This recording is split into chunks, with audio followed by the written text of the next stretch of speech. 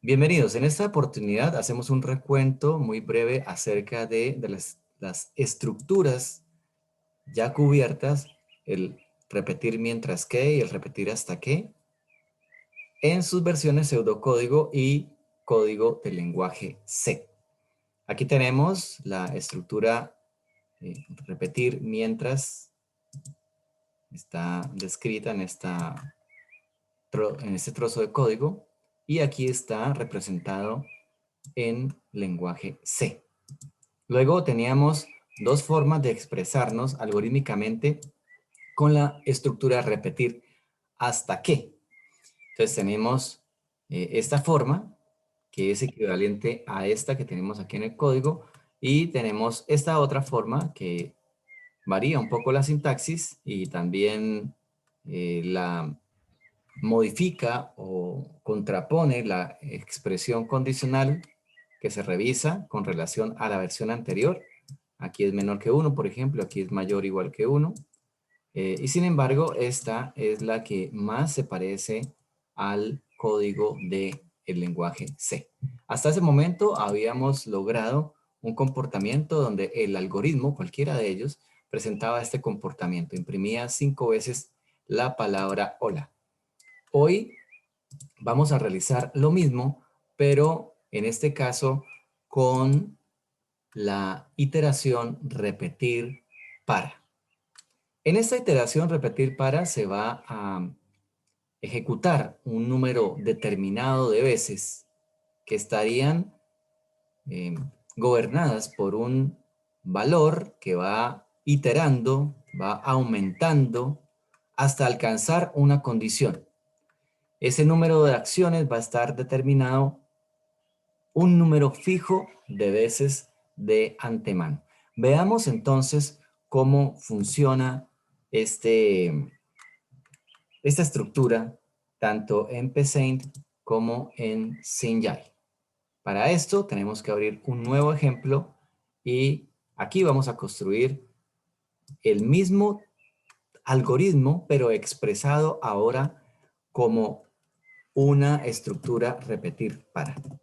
Entonces vamos a crearlo.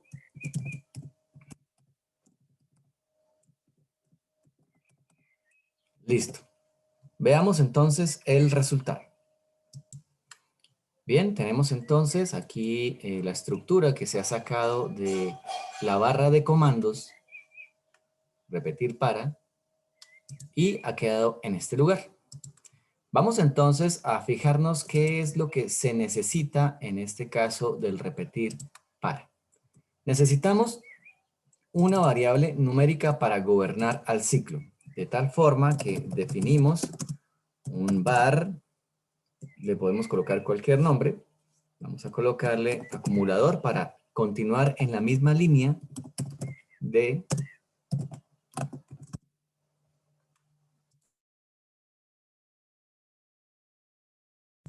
los ejemplos anteriores. Entonces, acumulador como entero ya queda. La variable va a comenzar en algún valor.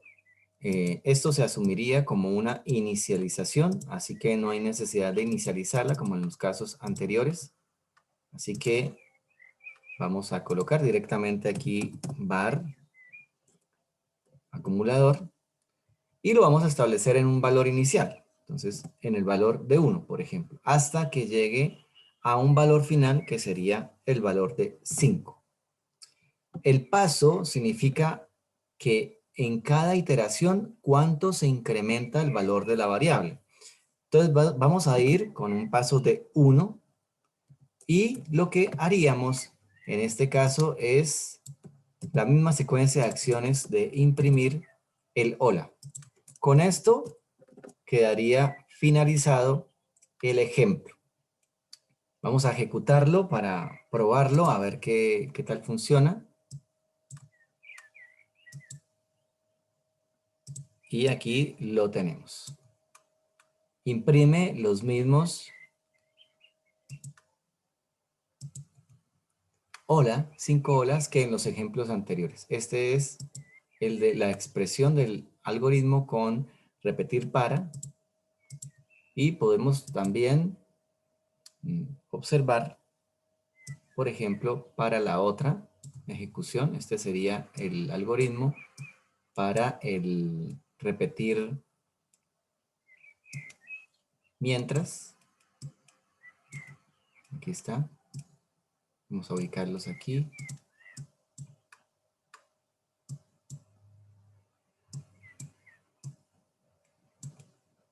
Este es el mismo. Aquí tenemos el otro. Todos se comportan igual. Son tres formas alternas. 4 si se cuenta las dos formas de expresar un repetir hasta que el algoritmo produce exactamente la misma salida. Bien. Una vez hecho estas demostraciones, tenemos aquí las 4 formas de expresar el mismo algoritmo con distintas estructuras iterativas. Repetir mientras que, las dos formas del repetir hasta que y el repetir mientras que, y la última forma que sería el repetir para. Como pueden notar, esta es la más corta de todas, con solo 6 líneas de código, versus las demás que tienen todas alrededor de 8 líneas de código. Entonces es un poco más corta, pero la diferencia es que en esta forma ya de antemano se tiene un conocimiento de cuántas veces va a realizar la iteración. Bien, con esto entonces concluimos la sección de demostraciones para nuestras estructuras repetitivas. En el caso particular de este video, la estructura repetitiva, repetir para. Para contestar algo curioso es ¿hasta qué número podemos iterar? La respuesta es depende del tipo de datos de la variable acumulador. En este caso, por ejemplo, estoy mostrando que para una variable que tenga 32 bits o un entero de 32 bits como su tipo de datos, podríamos llegar a iterar hasta 4.294.967.295, tratándose de un tipo de datos entero sin signo. Pero si tuviera un tipo de datos de entero con signo, tengo que dividir esto entre 2 y me daría más o menos 2.147.483.647 iteraciones máximo que yo puedo llegar a realizar con este ciclo, ¿cierto? Porque todo depende del tamaño del entero. Si estoy usando, por ejemplo, un tamaño de entero de apenas 16 bits, entonces bastaría con hacer 2 elevado a la 16, esto me daría el rango, perdón, no el rango, me daría la cantidad de números que puedo representar, y si el tipo de datos es, por ejemplo, con signo, entonces debo dividir esto en 2 y restarle 1 para alcanzar a conocer cuál sería la cantidad máxima de iteraciones que haría para una variable acumulador de entero de 16 bits. Entonces son cuestiones de trivia de programación que tenemos que conocer. Muy bien, ahora nos corresponde hacer la correspondiente traducción para este algoritmo en lenguaje C. Veamos entonces el resultado. Muy bien, entonces vamos a codificar este algoritmo que está en pseudocódigo en una solución de C. Lo primero que tengo que hacer es colocar el for, que es un repetir para, en este lenguaje. Coloco el espacio para la cláusula y el cuerpo de este for. ¿Qué puedo hacer? Bueno, dentro del for se va a colocar un printf para saludar. Aquí está el hola. Eso es todo lo que se hace. Ahora, dentro de la cláusula del for, lo que vamos a tener es la declaración, si se quiere, de una vez allí de la variable. Coloco var acumulador. La inicializo de una vez. Va a estar en 1. Y vamos a indicar que este acumulador va a iterar o va a mantenerse allí iterando todo el ciclo, mientras que el acumulador sea menor o igual a 5. Y que cada vez que pase por aquí, ese acumulador se incrementará en 1. Este sería el paso. Con esto ya tenemos un algoritmo que funcionaría en condiciones decentes. Vamos a guardarlo para colocarle una extensión .c como nuestro ejemplo, repetir para con extensión C. Y procedamos a compilar el algoritmo, ya codificado en lenguaje C. ¿Listo? Ya lo ha compilado. Tiene 0 errores, 0 advertencias. ¿Está bien? Y ahora procedemos a su ejecución. Bien. Ya tengo entonces la salida del algoritmo. Aquí la tengo. Y fíjense que no me está produciendo nada hasta ahora. Y ahora ya llegamos al inicio. Aquí tenemos los hola, hola, hola, hola, hola. Están los 5 holas. Bueno, hace falta algo de formato, algo que es muy sencillo de corregir, que es el carácter de control para salto de línea. Con esto ya podemos visualizar el resultado. Aquí está. Listo el resultado. Se comporta exactamente igual al algoritmo del lenguaje de pseudocódigo.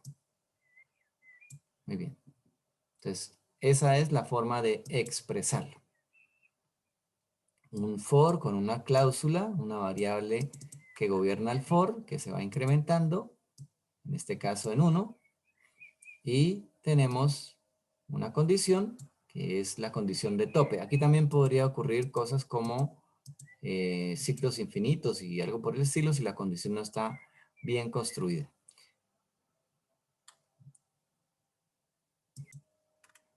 Bien, supongamos ahora que queremos que este ciclo for avance más rápido, avance al doble de la velocidad. Cualquiera podría decir, bueno, pues ¿por qué no le colocamos más 2 y veremos qué ocurre?